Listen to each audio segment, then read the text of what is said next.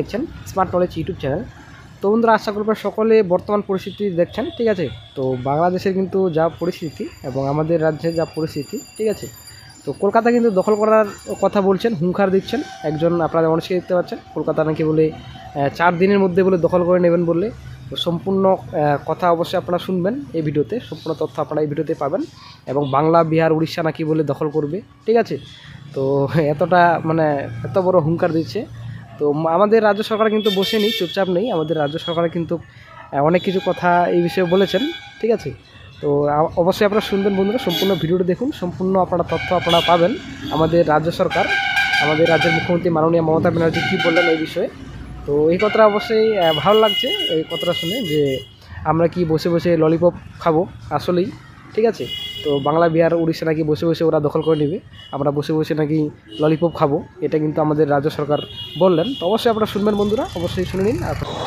আমি বলে দিচ্ছি ভারতকে, যে ট্রেনিং আমরা নিয়েছি, যে যুদ্ধ আমরা করেছি, আমরা শুধু 2 লক্ষ সৈনিক না, আমাদের সাথে 18 কোটি জনগণ আছে।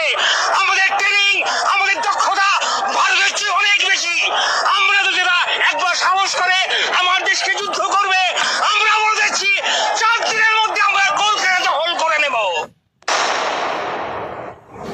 আমরা আমাদের মিলিত শক্তি, তারুণ্যের শক্তি নিয়ে আমরা এটাই বলবো যে ঠিক আছে, তোমরা যদি চট্টগ্রাম দাবি করবে কি কারণে, তোমরা যদি ওইটা দাবি করতে পারো, তাহলে আমরাও দাবি করব আমাদের নবাব সিরাজউদ্দৌলার বাংলা, বিহার, উড়িষ্যা ফেরত দাও আমাদেরকে।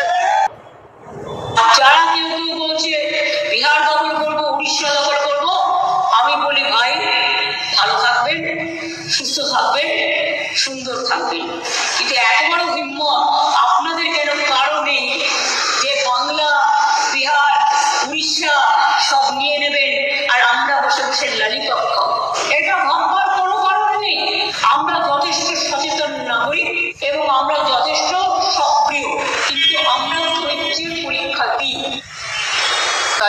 That India desires a positive, constructive and mutually beneficial relationship with Bangladesh. It is also reflected in the mutually beneficial engagement we have on a whole set of issues ranging from trade, commerce, connectivity, power, water and energy.